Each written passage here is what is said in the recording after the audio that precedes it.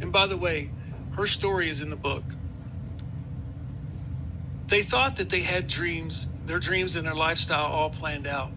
Unfortunately, they're an example of how a sizable portfolio can shrink down to hardly nothing. By the time I met Julia, she had cared for her husband for 9 years. He had been passed away for 6, and she was in assisted living. I'll never forget the look on her eye when she looked at me that day and she said, "Kerry, I'm still tired." She was exhausted from that spousal caregiver role. Many of you can relate to that, I'm sure. She had gone from 700,000 down to 70,000 and had more outgo than income. I was called in to see if I could rescue or salvage some kind of quality of life for her. Apparently, their financial advisors, who may have done a good job of helping them accumulate wealth, unfortunately didn't understand how to protect their retirement portfolio from the high cost of aging. The fact is, it can happen to virtually anyone. So I'm going to share more on Julia later, but this is why that we call the high cost of aging the ticking time bomb inside your portfolio. So here's the thing, when families start paying for care out of their portfolios, it acts like market losses. Okay, so let me walk you through this, one step at a time. So before retirement, we're adding to our accounts, right? We're contributing to our retirement plans in up markets. Our company's contributing to retirement plans in up markets and down markets. All the time, we're adding money to that account. So the order of the returns over that working life, you could have high returns early or high returns late, vice versa. It doesn't matter. When you retire, though, now you're subtracting dollars from those accounts, right? And you're not and your company's not adding anything. So you're subtracting in up markets, you're subtracting in down markets. So now you live or die by the sequence of those returns, by the order of those returns. And I'm going to show you how that works real simply in the math. So we call this Wall Street's dirty little secret. And what it is the technical term for it is sequence of return risk, okay? So let's walk through this one step at a time. So here we have annual income withdrawals, none, because we're before retirement, right? We're working.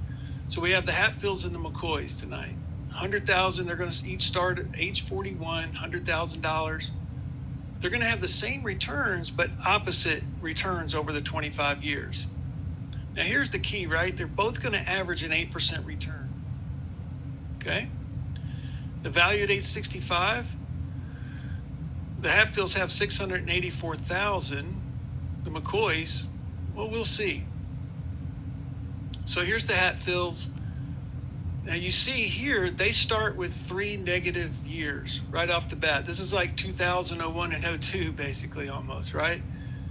So what's going to happen is over the working life, they have a lot of positives, mostly positives, a few negative years in the market there. Then they're going to end with those 3 big, huge years there at the bottom. Okay? 684,000. Now, the McCoys are going to have the same exact returns, but in reverse order. Okay?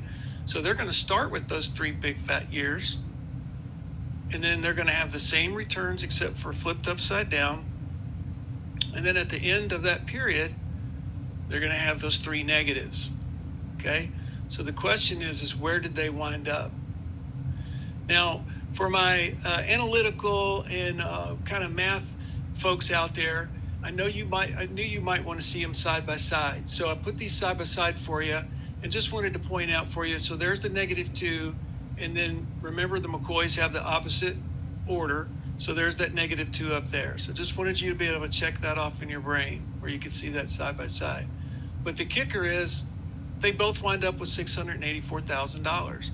Same returns, different order. You're probably thinking, that's right. It makes sense. I knew that, Kerry. Well, let's take a look at what happens, though, once we retire. And now we start taking income out of the account. And we have the same situation here. They're going to start at the same value, same returns, opposite order, going to average 8%, okay? And then the value at age 90, the McCoys have 2.6 million. What do the Hatfields have? So here we are. with the McCoys, bam. Now this is the American dream, right? This is what everybody thinks of when they think of, man, 25 years of work, I'm going to put this away, and then I'm going to retire. I'm going to average 8%. I'm going to take out some 5% and still grow the account. This is amazing, right? Well, it could happen, right? But what about the Hatfields? Don't forget, both the Hatfields and the McCoys started out the same age with the same amount of money and earned the same returns. So how could they run out of money at age 82 while the McCoys were at 2.6 million? It's because of sequence of return risk. And don't forget, care cost acts like market losses. So when sequence of return risk strikes, it's caused by market losses or out-of-pocket care costs, having to pull money out of a variable account to the point that it can't even sustain or recover. This is exactly what happened to Julia. By the way, we were able to unlock about $1,000 a month for Julia and to help her survive and help her pay her bills, make her money last longer. Okay, so that's step one, sequence of return risk. Now you might be saying to yourself, okay, wait a minute, Kerry, why doesn't Medicare pay for this type of health care? Okay, so the little tutorial on Medicare is this. As you know, it pays for that in your supplement, pays for doctor visits, pays for your hospital visits, and then usually some rehab, right? Whether it's inpatient or outpatient rehab. And no matter how you slice it, at some point we level off, we stop getting better. That's the main connector to the fact that when Medicare stops, it stops. So if we have a loss of function and we still need care of some kind, it's too bad, because Medicare is not in the business of doing any custodial care. Considering where our national debt is, and in our percentage of folks 65 and over is increasing, I don't think anytime soon those benefits are going to get any better. What do you think? So that's the story on Medicare. We're not getting any help with this type of care we need after we have a loss of function and the medical community has done what they can, right? Chronic illness, basically. So here's 3 questions that I like to ask of retirees, which is usually never asked by a broker. So how long do you plan on staying healthy during retirement? Okay, number 1. Do you feel you have any control over staying healthy in retirement? Or is it more of a hereditary thing? I hear that a lot. What steps are you currently taking in order to stay healthy in retirement? Okay, what you think about that? So the answer for most people is, I don't know, I'm not doing anything, right? Or I get out and walk, that kind of thing. Well, the defect in your portfolio is that it was not designed to address these very real issues, which can obviously have a severe impact on your retirement. Now, you might have an I don't know portfolio, but you can change that, right? So don't fault your advisor, because he or she may be doing the best they can with what they know, okay? Most are not experienced nor have been educated in longevity planning. It's just, they're not, that's why we say Wall Street and as a whole is ignoring this issue. Now, you might be saying, okay, Medicare doesn't do anything about it. What kind of cost am I actually looking at, Kerry, in my 60s, 70s, and 80s? Okay, so let me take you into a little tool called the Genworth Cost of Care Calculator. And I'm going to actually use Nashville. That's where I live, here in Nashville. And we're going to look at this annually, okay? We're going to look at it, the cost of it now in today's dollars, and then also in 15 years from now. Because if you're on this webinar tonight, I hope you don't need care right now, right? This isn't about right this second. So let's look into the future a little bit. We're going to look at home health care, assisted living, and nursing home. The home health care number is going to be based on 44 hours a week, okay? 44 hours a week. So I blew this up to make it easy for you to see. So a home health aide in today's dollars, average cost in Nashville for 44 hours a week, right, $57,000 a year. 15 years in the future, 118 grand. So that's just 1 year. Can you imagine that coming out of your portfolio year after year? Assisted living, 49,200. Ironically, a little less expensive than 44 hours a week of home care, right? Now, 15 years from now, $100,000 a year again for 44 hours a week of home care. And then of course, nursing home, $95,000 now, $200,000 in 15 years. Nursing home gets a lot of attention, but most care happens in the home, and then assisted living is next, right? So I hope you see why we call this the ticking time bomb inside your portfolio. Now we have to add another layer on top of this of the reality. So that's care cost right there in front of you. That's what people actually pay to the care providers, right? Well, if you have to go and get that out of your account, your portfolio, to pay that, most of the time that is in an IRA or a tax deferred vehicle. So we call this the IRS's dirty little secret. We call it the longevity tax, okay? And what that is having to pay for care with fully taxable dollars, okay? Like out of an IRA or tax deferred account, like I said. So let me give you an example. Let's say we have a care cost of $88,000 15 years from now, down the road in your lifetime, right? But in order to pay that to the provider, we get in our IRA and we go take that money out, and there's a little box called withholding. And we know that because of our tax rate, we actually have to take out $110,000 to set aside some for tax and then pay the $8,000. So that's the IRS's dirty little secret. It's a compounding effect. So now what we call the double nightmare is the combination of Wall Street's dirty little secret combined with the longevity tax.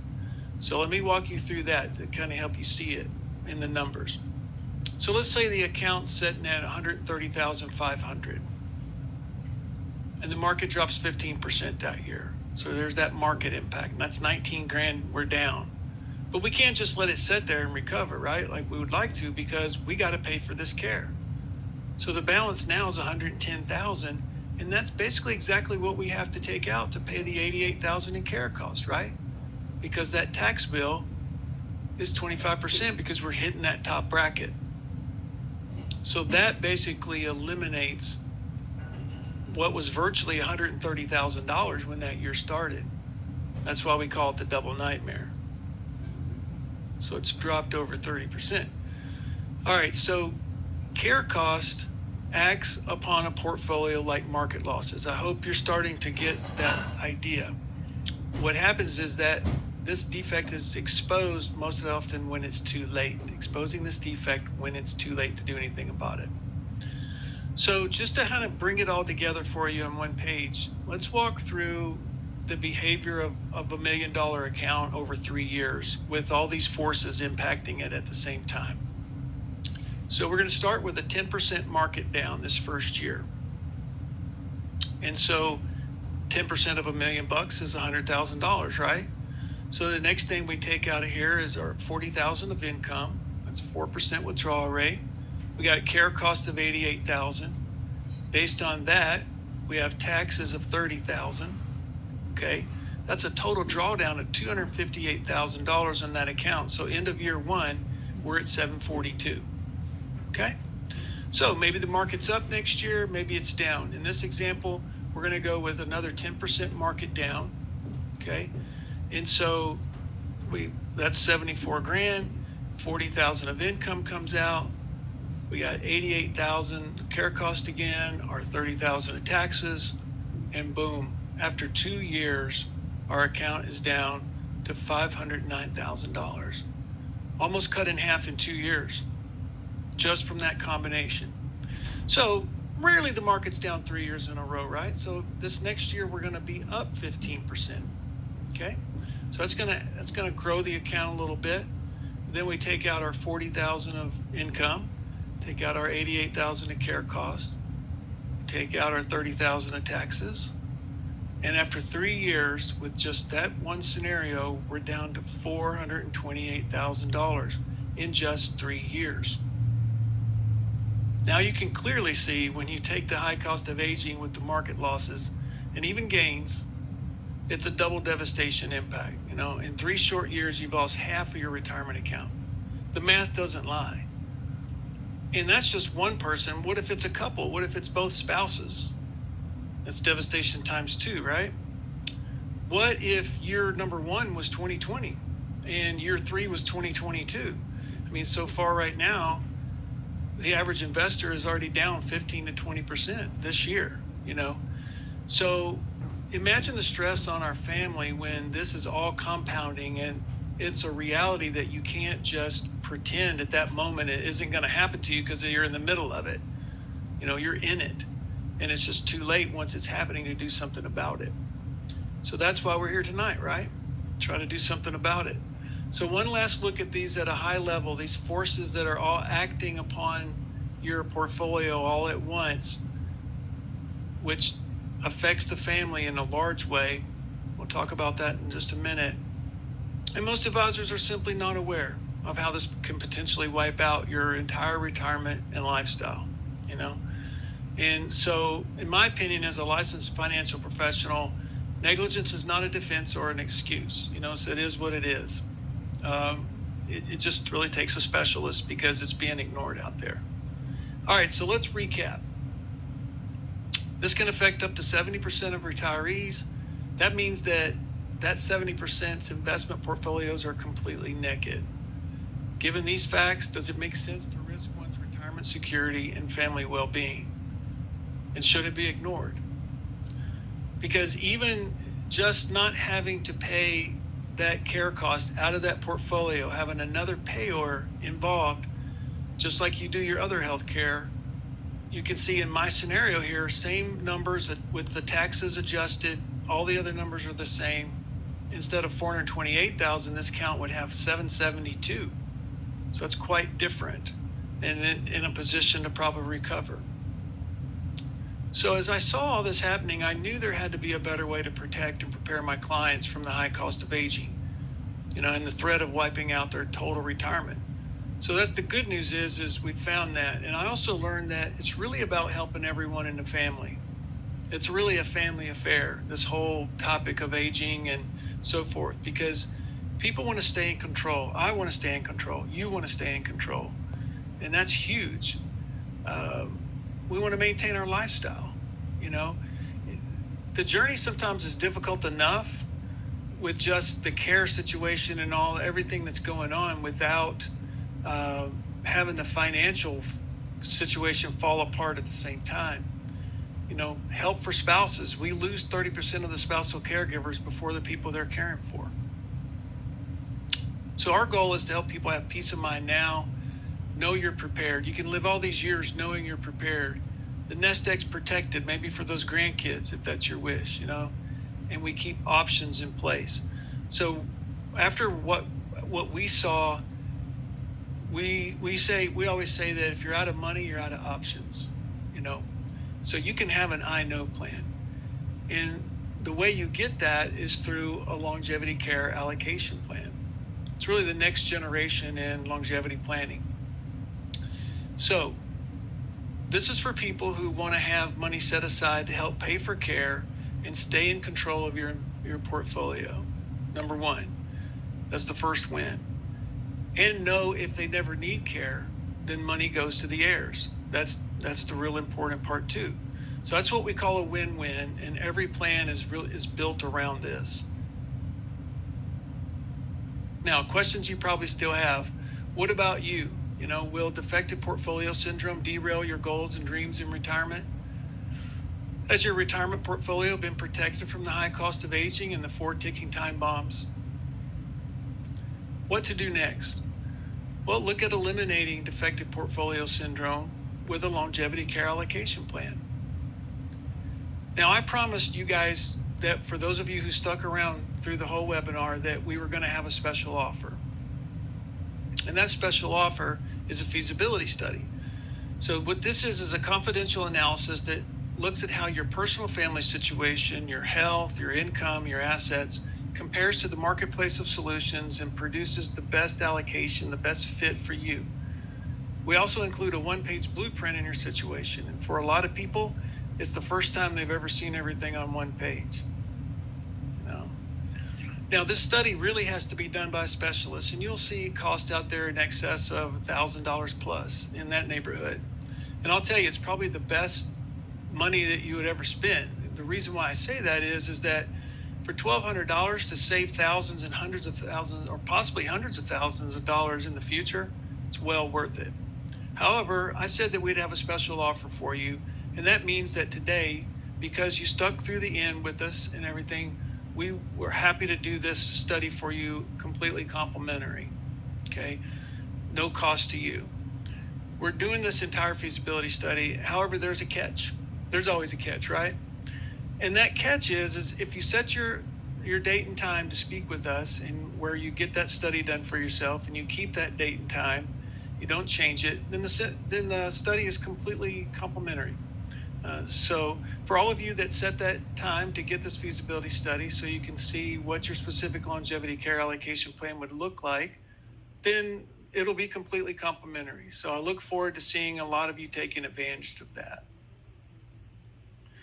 So let me, for those of you who want to take advantage of it, all you have to do is click the offer that is popping up on your screen right now. And that's going to take you to my calendar. In that calendar, you'll see some blue dots, and those blue dots represent the available dates that we have set aside for this webinar. So you click on that blue dot, and it'll take you to the calendar of the choice of hours in that particular day. So you pick the day, and you pick the time. Put your info in there, and then you'll receive confirmation. I'll receive confirmation from you guys, and that way we'll know what date we're getting together. So for those of you who are going to accept the offer, what I'd really like you to do is, on that day, we'll talk about it. We'll send you this information, but we'd just like for you to make sure you have your statements, your financial information together, so that we can gather what we need to do the study for you. I'm going to stick around for a few minutes, make sure you don't have any trouble. I'm going to check the Q&A box. Let's check out here, see if we have any questions. No, none so far. So I'm going to stick with you for a few minutes. Like I said, just click on that offer. It takes you to the calendar. Just put in that information. I think it's name and email and phone number. Pick your time, and then we'll get together, have that conversation. It's just a phone call. So what you would have to, so the question is, what information do we need to bring? Really, any of your investment statements, tax return is really nice. Income information, of course, you probably know your health history. So it's an easy conversation, but that's what I would say, Terry, is just have that financial information, because we're going to put all that into that one-page blueprint for you, and it really makes for an easy communication tool.